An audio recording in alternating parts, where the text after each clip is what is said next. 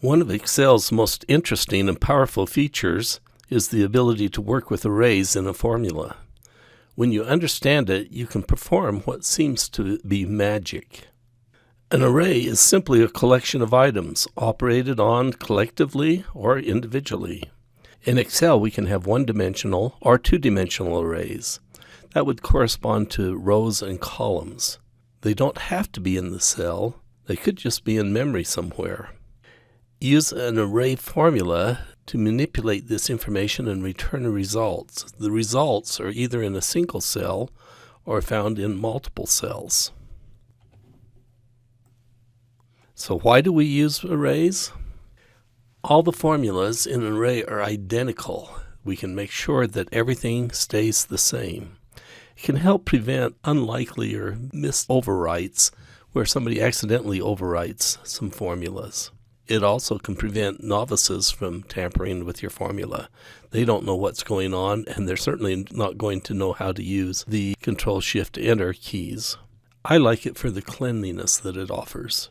You can eliminate many intermediate cells and formulas and just have it very clean on your worksheet. Let's get started with multi and single cell arrays.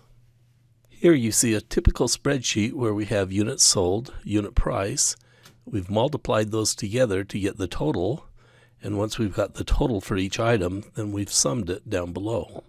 Using a multi-cell array formula, we would highlight all the cells where we want the formula to be entered into, and then we'd say equals, and I'd highlight all the units sold times unit price.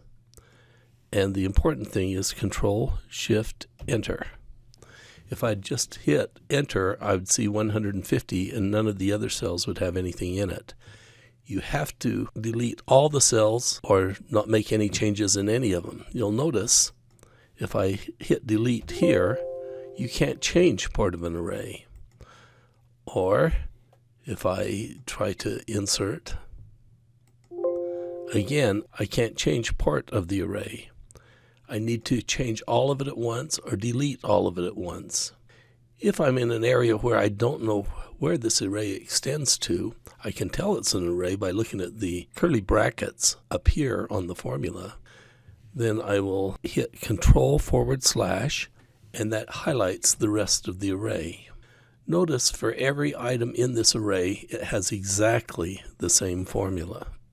Next, let's look at a single cell array.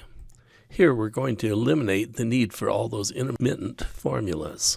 I simply say equals sum of, and I will show the first set of cells, times the next set of cells, Control-Shift-Enter.